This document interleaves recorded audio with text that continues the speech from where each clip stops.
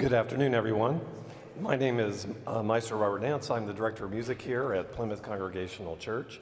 And on behalf of the church, please forgive my voice, but on behalf of the church and our Senior Minister, Reverend Timothy Murphy, and Associate Minister Sarah Offner-Seals, we want to wish you a great afternoon and a heartfelt welcome that no matter who you are, where you are, what faith base you have, or who you love, you're welcome here.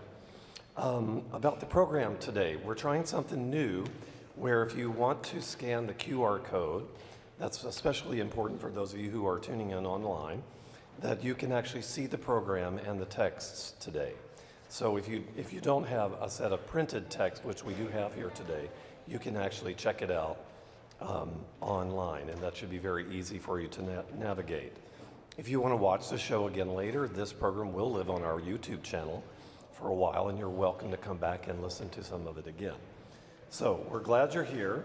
There will be a free will offering. Just so you know, if you did not get the news to bring diapers to help out our charity today, Journey Beside Mothers, Julie will be telling you a little bit about that, but we are making a donation of $250 to the charity to help them as a result of their partnership with this program. So if you didn't bring something, just contribute in the offering and those dollars will get to them. After the program, we have a reception in our fellowship hall right next to the sanctuary. You can go right through these doors, and it's a really nice reception. We encourage you to stay. Lots of kid-friendly goodies. It's all sugar. Well, listen, I was very excited to talk with Natalie Young, whom I've been working with now for the past 5.5 years in our capacity at Heartland Sings. But she was really very moved by the idea of doing a program on the plight of mothers when they've had, postpartum issues.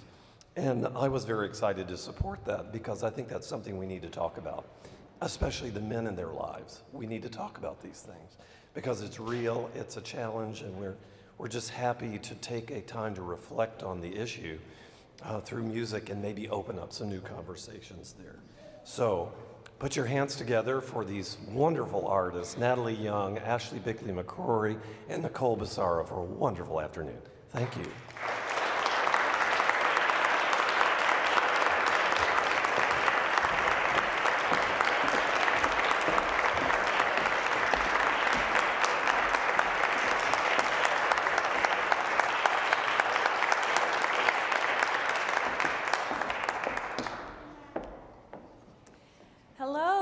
And welcome to Songs of Motherhood. Thank you for taking the time to be here today for this important concert. I want to thank Plymouth Congregational Church and specifically Bob Nance for believing in this concert, giving us a venue, and providing the support we needed to turn this vision into a reality. Also, thank you to my fellow musicians and mothers, Ashley Bickley and Nicole Bissaro, for coming on this journey and bringing this important music to life for the audience today. It has been an honor working with both of you. Before we begin, I want to give you some insight into how this concert came into being. About a year ago, in an effort to continue refining my classical technique and prepare for concerts, I found myself working on arias that had been in my repertoire for many years, but there was a disconnect between the characters I was trying to portray and my current life stage. Now, of course, as singers, we often portray characters that are different from our real lives. That's called acting. But artistically, I started asking the question, what music can I connect with in this stage of life as a mother? Having children changed so much about who I am. Could I find music that helps express that change? I shared my thoughts with Ashley, and she quickly agreed to come on board for a new project highlighting songs about being moms. And thus, Songs of Motherhood was born. No pun intended. Ashley reached out to Nicole about collaborating with us, and she agreed as well. So then we narrowed our focus to early motherhood, specifically pregnancy and early postpartum. Now we know that there are many other stages of motherhood and many experiences that will not be highlighted in the program today. So while we can't cover every experience, we hope the repertoire we chose will be meaningful to you. So the search for repertoire began, and we ended up with our program today, a wonderful collection of songs that highlight moments at this delicate stage of life.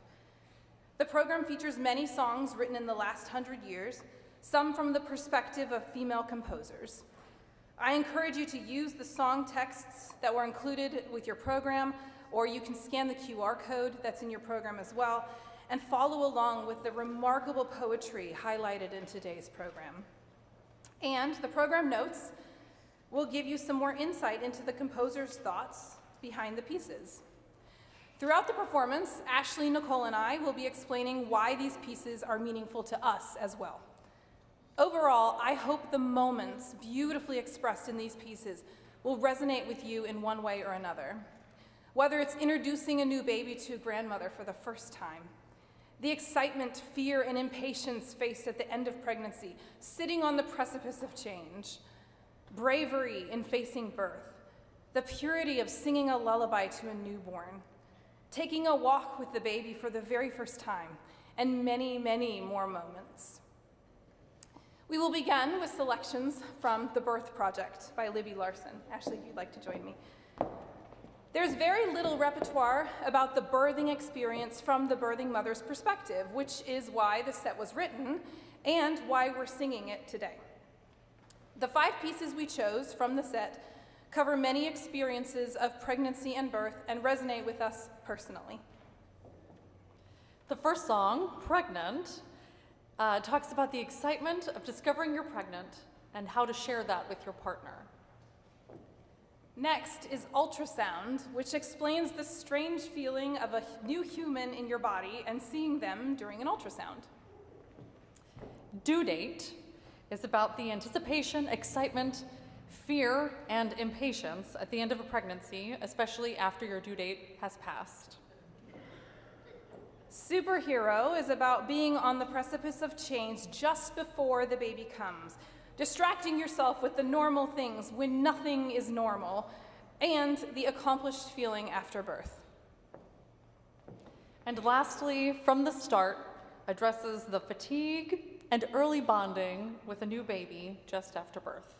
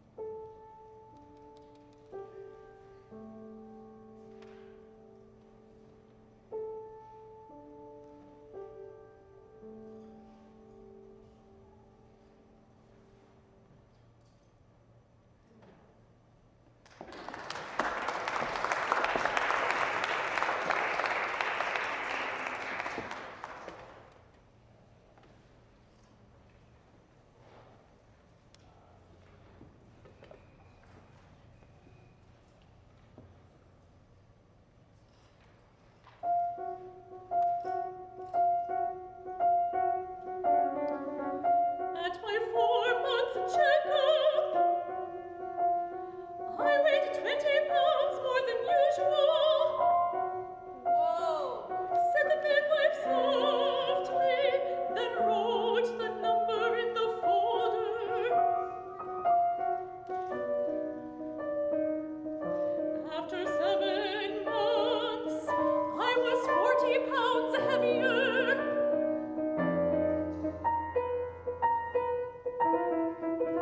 By my due date, I was elephantine. 70 pounds overweight. It was a very hot August.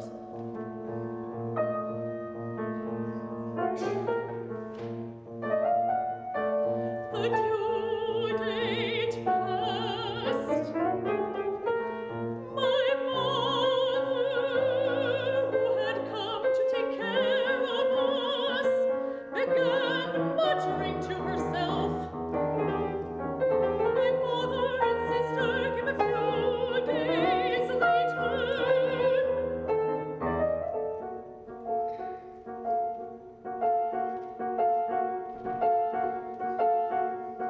On the 7th day past my due date, I went for a 3-mile run, which was more like a 3-mile waddle.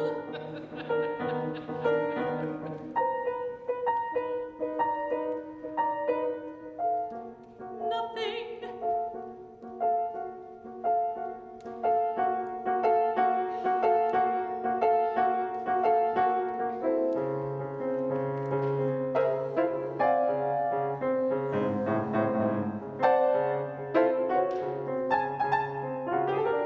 Word of caution, having a full stomach during labor can contribute to heartburn, nausea, and vomiting, and cause further complications if anesthesia is necessary.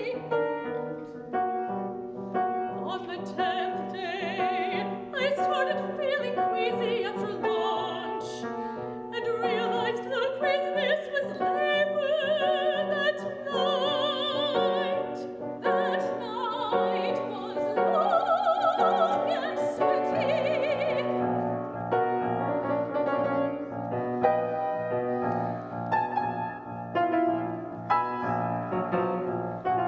My husband's face was charged with fear.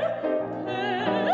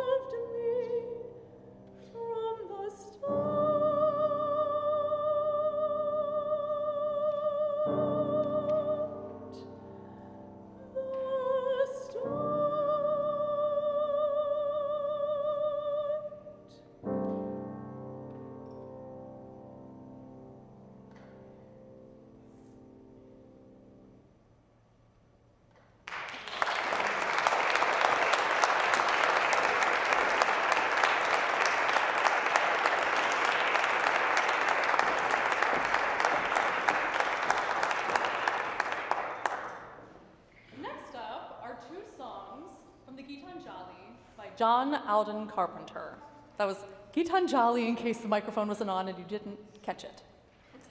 These two songs, When I Bring to You Colored Toys and The Sleep That Flits on Baby's Eyes, are the two songs that really speak more directly to a young child. And when I think of the text in these songs, I think a lot of my daughter Sarah, both of my children, but particularly Sarah. She's my younger child. She just turned 3. And in the song, it discusses when you give toys to a child, suddenly you realize all of the beauty in the world. And when you sing for that child and you see them happily dancing, you see all the beauty in the world and why there's music and nature. And when you give them sweet things to eat, then you understand why nature imbued natural foods with sweetness too. And I, of course, also think of my other child, Isaac, who is here today. He's 5.5. But I particularly think about all of the dancing that Sarah does when I sing. And The Sleep That Flits on Baby's Eyes is just a nice, fantastical story about how babies fall asleep. I hope you enjoy.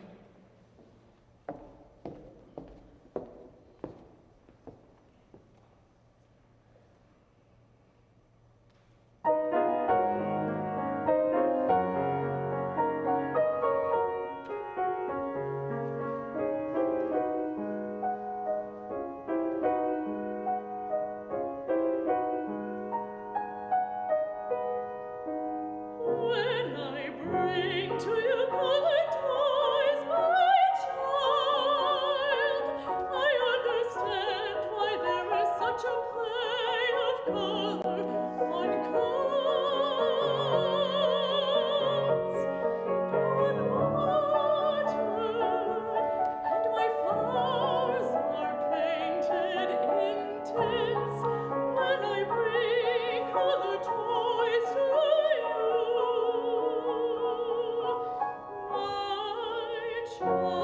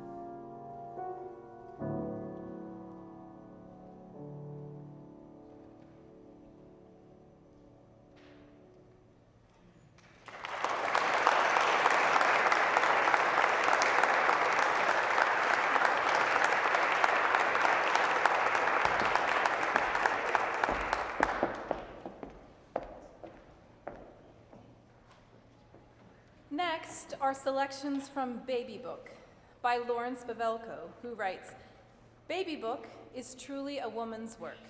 The cycle illustrates miscarriage, pregnancy, and motherhood. I have found these pieces to be so honest and true to the real experience of motherhood." The first movement is entitled Objects. It's about the experience of miscarriage. I have 4 children, ages 11, 8, 6, and 3, but between my 3rd and 4th child, I miscarried 2 babies. Although statistically 1 in 4 pregnancies end in miscarriage, I didn't know just how common miscarriages are until I started sharing my heartache with friends. Then I found out just how many of them had lost unborn children. It can be hard to talk about miscarriage. If it happened recently, mothers may not have even shared the news of their pregnancy yet. Others may not know how to acknowledge the loss felt for a child we have never met. For me, years later, every time someone asks me how many kids I have, I say 4 with a smile on my face, but a little pain in my heart, knowing that there are 2 more children polite conversation probably doesn't want to hear about. The mother in this piece grapples with her grief for a baby who had no earthly possessions to be remembered by.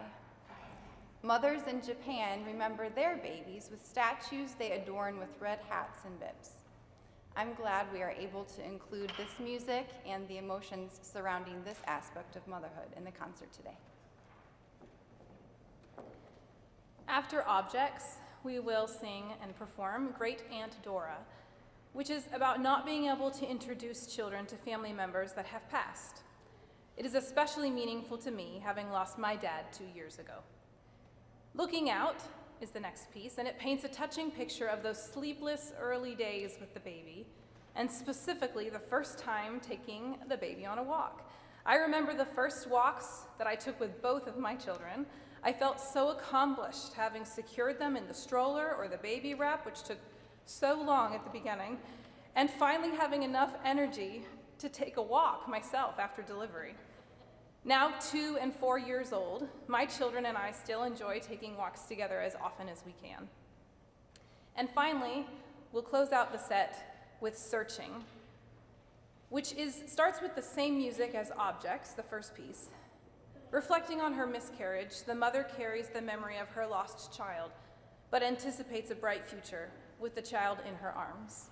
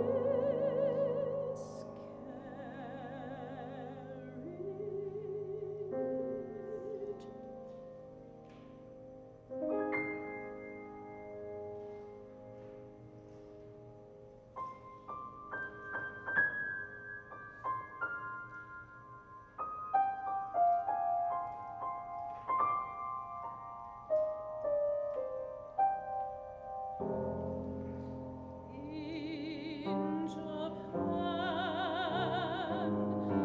mothers mourn lost water children.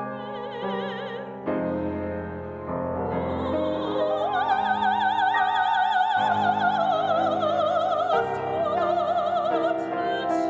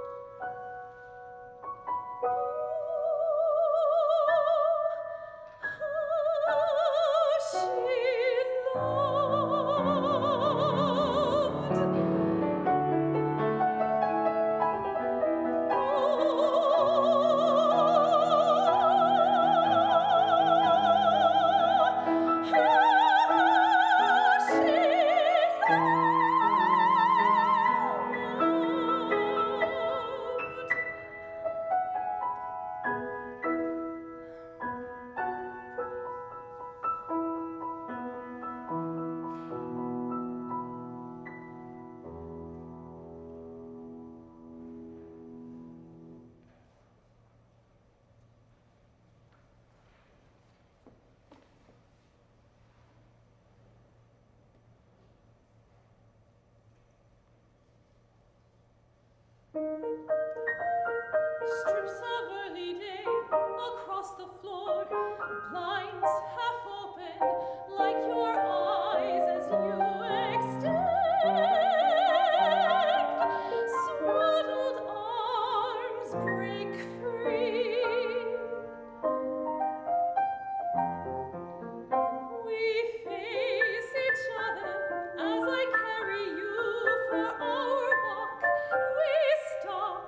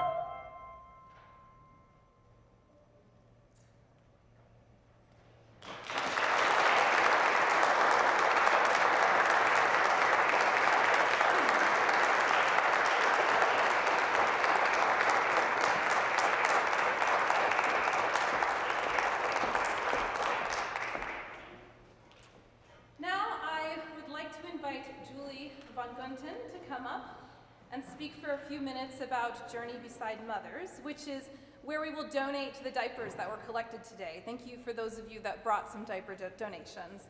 I recently learned about what Journey Beside Mothers does, and I couldn't be more excited about just the work they're doing with mothers and families of infants and children in our community. So thank you for being here, Julie. And while Julie speaks, a free will offering for Plymouth Congregational Church music series will be collected.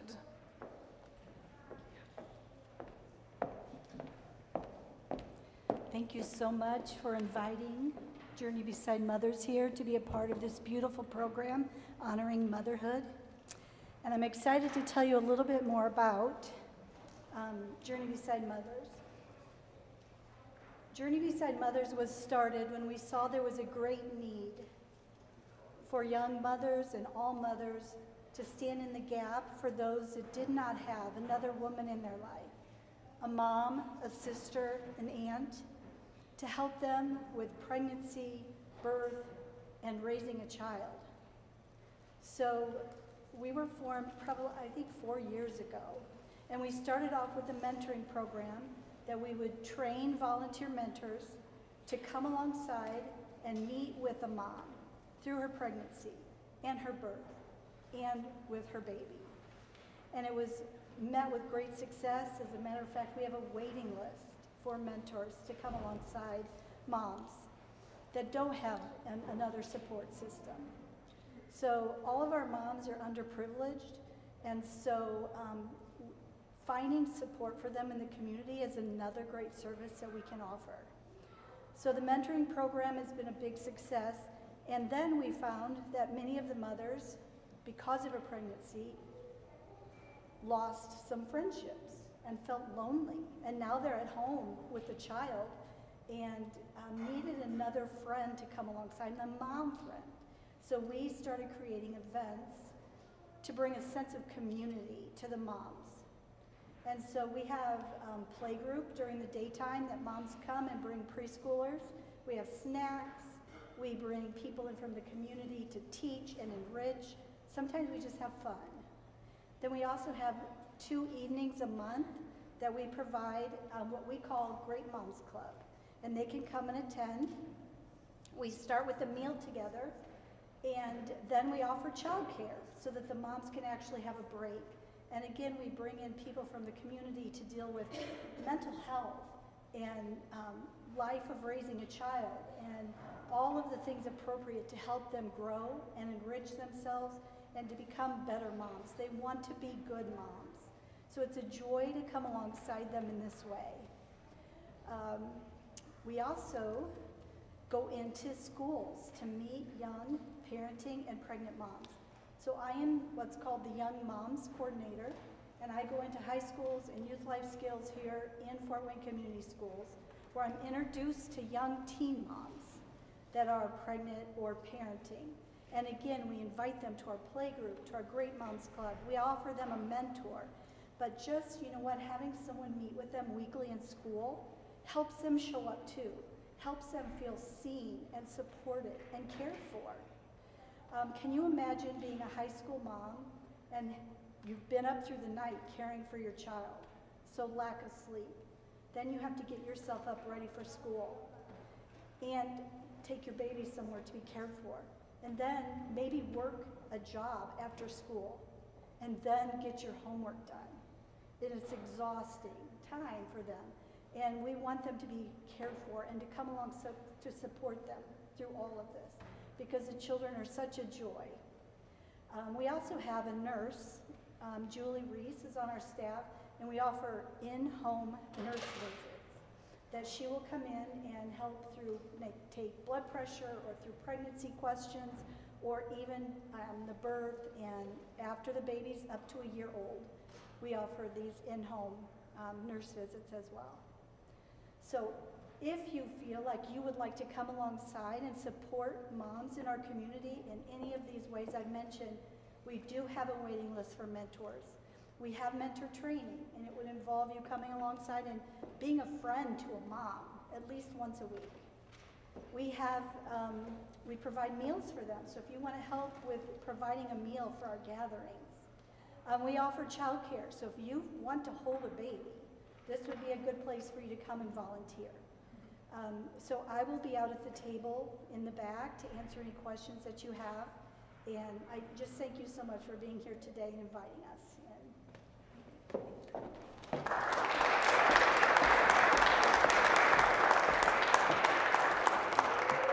Thank you, Julie. Our next two songs are lullabies, Baby Mine from Dumbo and All Is Found from Frozen 2. Both might resonate with all parents, as of course they are from favorite Disney films. I know Elsa's a favorite in my household. Additionally, we wanted to include a few lullabies because we appreciate the power of singing a gentle melody to a newborn. The following quote by musician and mother Sarah Beck gives a lovely picture of the connection a lullaby can provide for mother and baby. She was smaller than I thought she would be. Even though she'd been inside my body for almost 9 months, I somehow pictured a plump, happy 7-month-old in there instead of the red-faced, screaming newborn I now rocked endlessly through the dark nights of long winter. But one night, in a desperate state of sleepiness and failed efforts to shush, swaddle, and sway, I discovered something she responded to, something I always had with me. It was my voice, the same one she had been hearing on the inside for the last trimester. If I whispered to her quietly with a hint of melody tucked inside my words, her eyes sought mine. If I repeated the melodic words, her crying paused. We connected. She settled.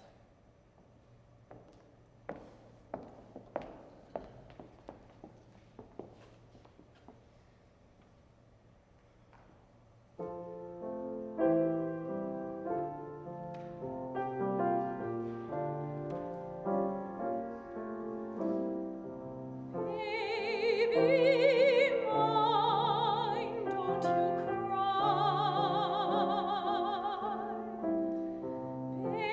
Baby mine, dry your eye. Rest your head close to my heart, never to part, baby of mine.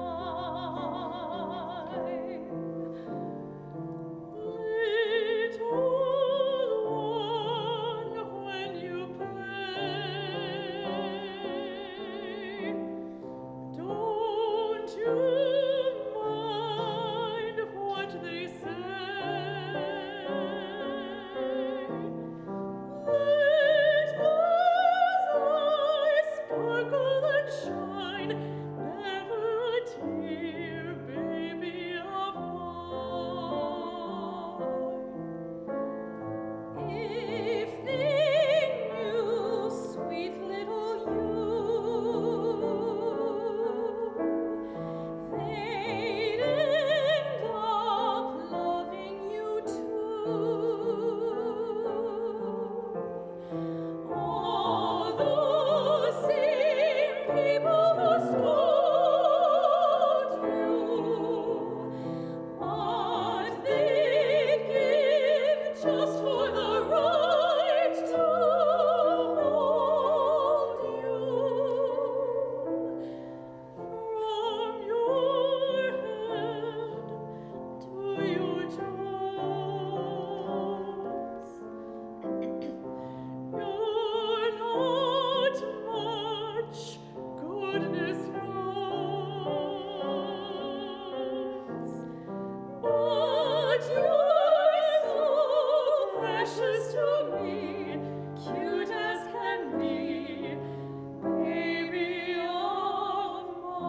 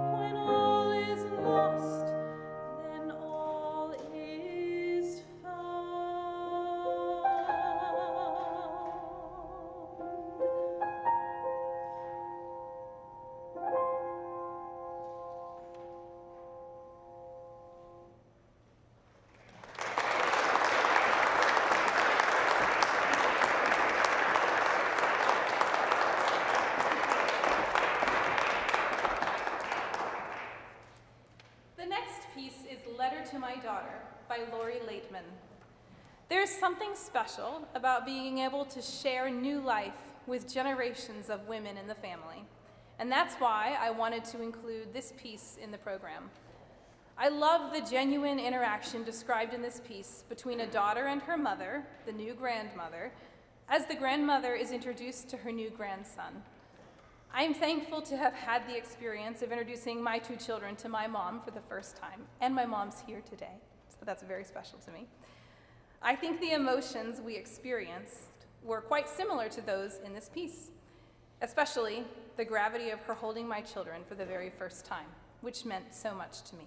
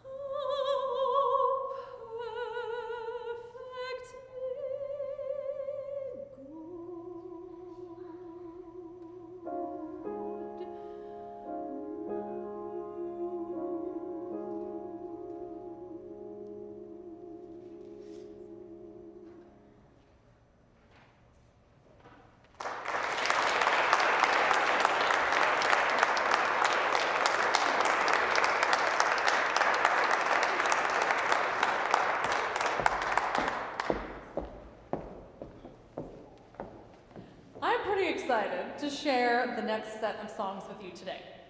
So Natalie, in the beginning of the program, shared that she wanted to put on this recital because her repertoire from before she was a mother wasn't representative of who she is now. You can hear in Natalie's voice, it sounds youthful, it's bright, so you could imagine that a lot of Natalie's repertoire is about being like a young ingenue, you know? And now she doesn't feel quite as much like a young ingenue. But for me, you can hear the difference then in my tone color by contrast. As a mezzo-soprano, I have sung songs and opera roles and things having to do with being a mother forever, since before it was appropriate. So these next songs I've been singing since I was 20 years old. Throughout my 20s, they were a mainstay in my repertoire. I sang them in a few recitals, in some competitions, both in their entirety and in part. But I have not sung them since becoming a mother. These songs are about motherhood. They were written by well-known mezzo-soprano Frederica von Stade and composer Jake Heggie. So Frederica von Stade wrote this text for her daughter. When going through pregnancy and childbirth, really struggled with my vocal technique. So the difference between before I was a mother and now singing songs about motherhood has really been how it's different in my body. My son, who I mentioned is here today, was over 11 pounds when he was born.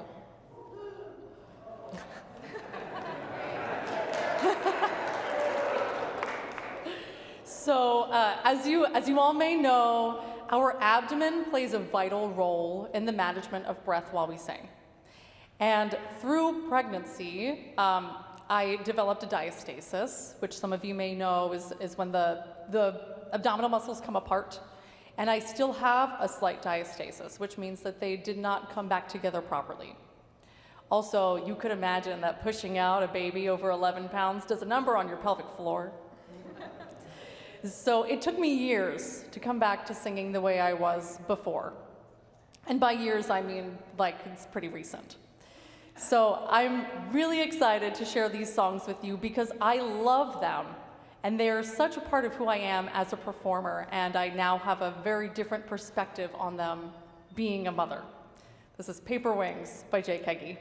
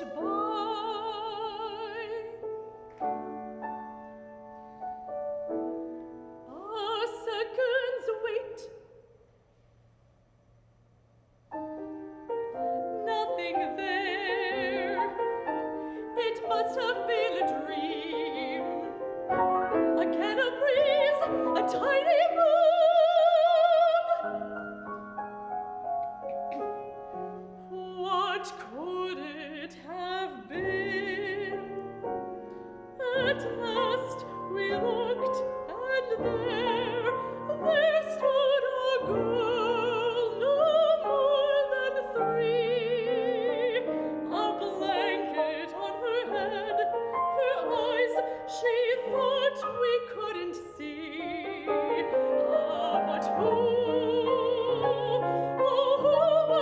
such girl. Oh, child, it was you. Oh, magic, magic child, you stayed, we smiled.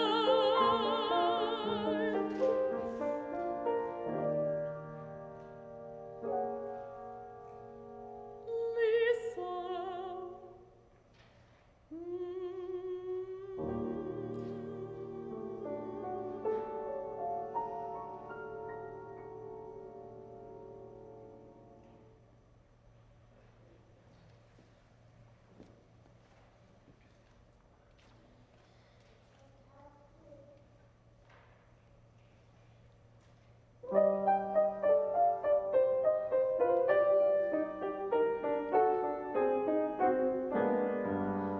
When I was young, I lived in Greece with my mother. That's right, Greece. We lived in a house with a great big balcony. And signorina, signorina, signorina,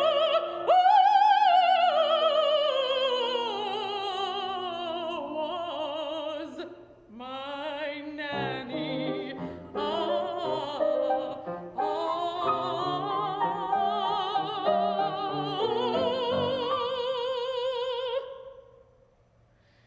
One day, signorina made me wings out of paper. That's right, paper wings. And for days and days I pretended to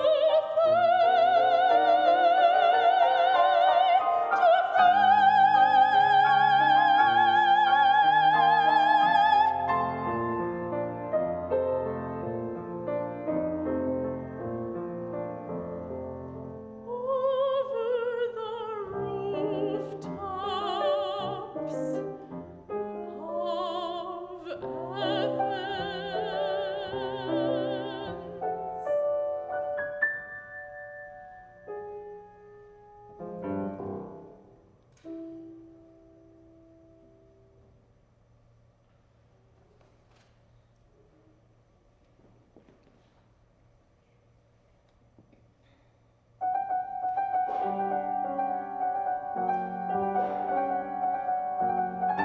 My Uncle Tim, he once gave me some mittens. They were from India and very special. But I was small and had never seen anything like them. Where were the fingers?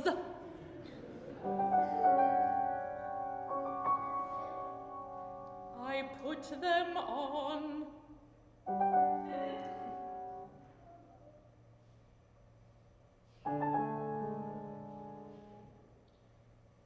Strange.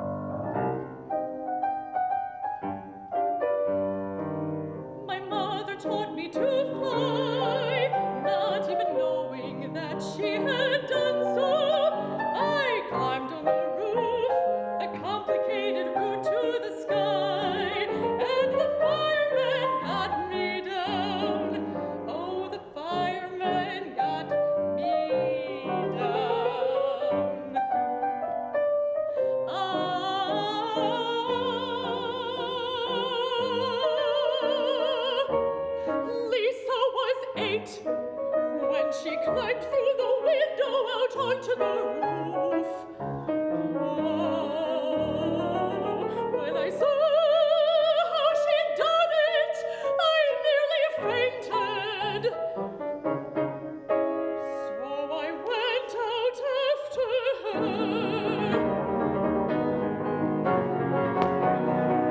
Lisa, don't move!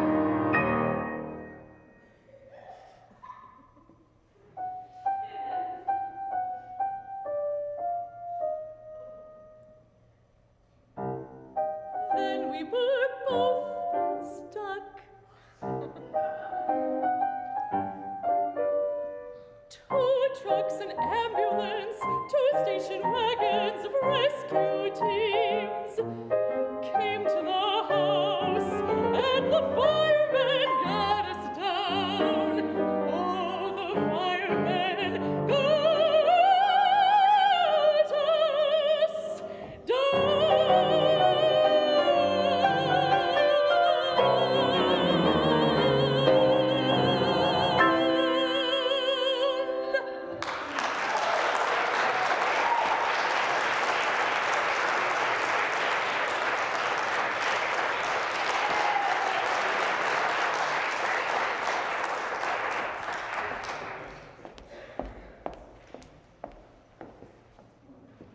Our final piece is called Facing Forward by Jake Heggie.